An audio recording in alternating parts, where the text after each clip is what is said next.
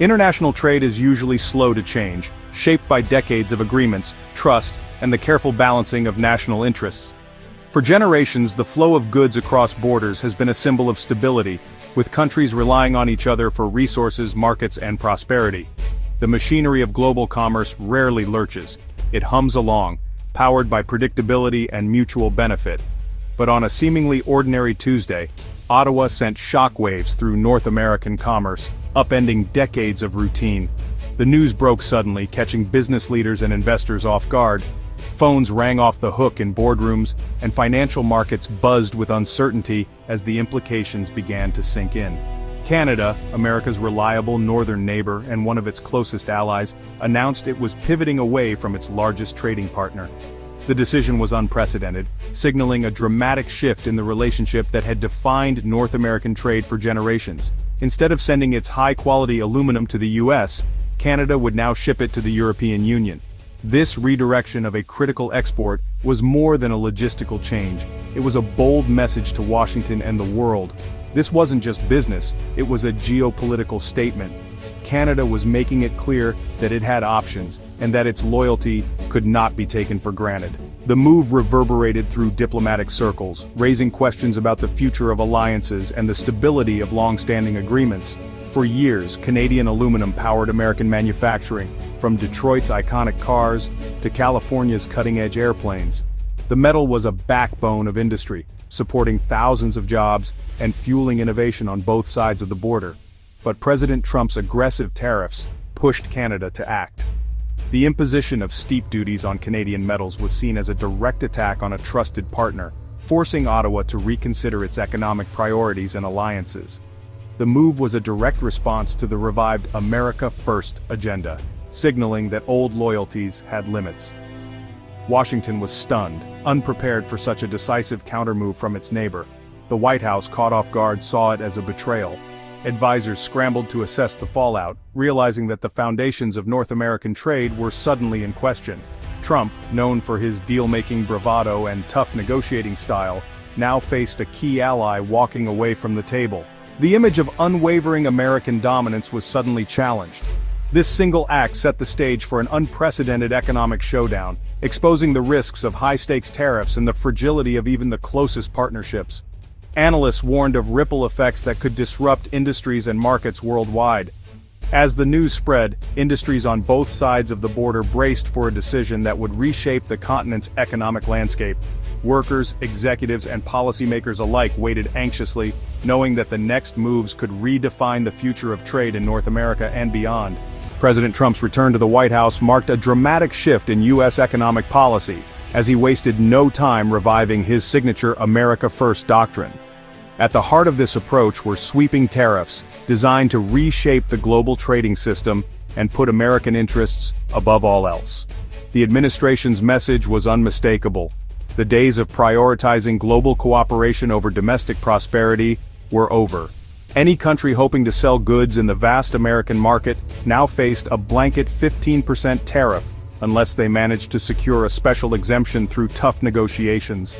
This policy sent shockwaves through international trade circles, as foreign governments scrambled to understand the new rules and protect their own economies. The message was clear: Washington was no longer willing to tolerate what it called unfair free trade. For decades, American workers had watched factories close and jobs move overseas. Now, the administration promised, that era was coming to an end. Trump argued that tariffs would serve a dual purpose. Not only would they protect American workers and industries from foreign competition, but they would also be used as leverage in future trade talks. The White House insisted this tough stance would bring jobs back to U.S. soil and restore lost manufacturing might. Allies and rivals alike were caught in the crossfire. Brazil, India, even close partners like Canada suddenly found themselves facing new barriers. The administration made it clear that no country would be spared from these sweeping changes, regardless of past alliances or trade agreements. The crackdown didn't stop at traditional imports. The administration also closed loopholes that had allowed e-commerce giants and online retailers to avoid tariffs, ramping up inspections and scrutinizing every corner of the global supply chain. Even small packages and digital transactions came under the microscope. The ultimate goal was ambitious: to build a fortress around American industry, forcing foreign companies to play by U.S. rules or risk losing access to the world's most lucrative consumer market. The administration believed this would give American negotiators unprecedented leverage.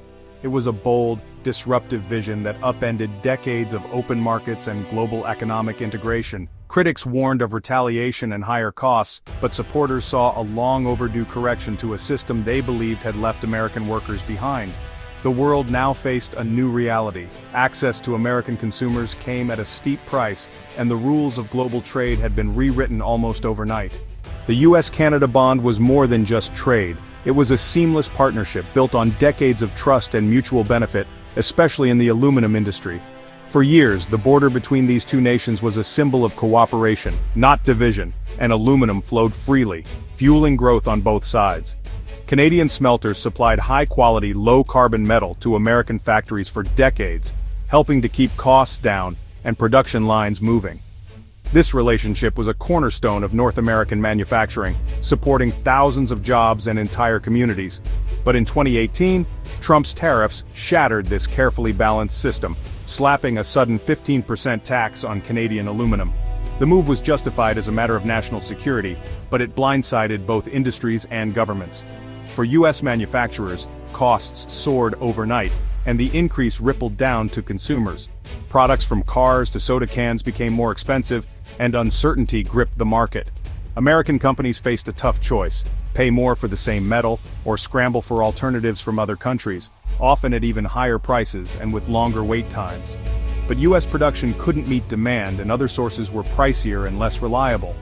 The supply chain, once smooth and predictable, became tangled and uncertain. The tariffs, meant to protect American industry, instead made it harder for U.S. firms to compete globally. Some factories slowed down, others shut their doors, and workers faced layoffs. Canadian producers, squeezed by tariffs, saw their biggest market turn hostile almost overnight. Plants scaled back, workers worried about their futures, and the sense of partnership began to erode. The once beneficial pact unraveled rapidly, replaced by friction, uncertainty, and economic pain on both sides of the border. Both sides now questioned a partnership they'd long taken for granted, wondering if trust could ever be fully restored. With the U.S. market uncertain, Canada was now ready to make a drastic move, looking beyond its neighbor for new alliances and opportunities. Facing a hostile U.S. market, Canada acted fast. Ottawa and its aluminum giants turned to the European Union, a massive industrial bloc eager for stable supply. Talks quickly led to landmark deals with Europe's automotive, aerospace, and construction sectors. For Europe, Canadian aluminum meant reliable, low-carbon supply and less dependence on risky regions. For Canada, it was a lifeline, guaranteed demand and price stability. This pivot marked a fundamental shift in Canadian trade policy, reducing dependence on the U.S. Canadian officials called it a step toward economic sovereignty. By forging new ties with the EU, Canada sent a clear message: it could chart its own course. As American companies scrambled for metal, European factories prepared to receive it. Trade routes were redrawn, and a new economic axis emerged. Canada's pivot triggered a sudden supply shock for U.S. industry. The aluminum tap was turned off, leaving American manufacturers scrambling. Companies faced shortages, price spikes, and volatile costs. The 15% tariff meant to protect now compounded the crisis. Prices soared for all aluminum. Businesses couldn't plan or budget, facing daily price hikes. The impact rippled through the economy. Window frame makers, beverage companies, and car part producers all paid more. Higher costs meant pricier products for consumers and shrinking profits for businesses.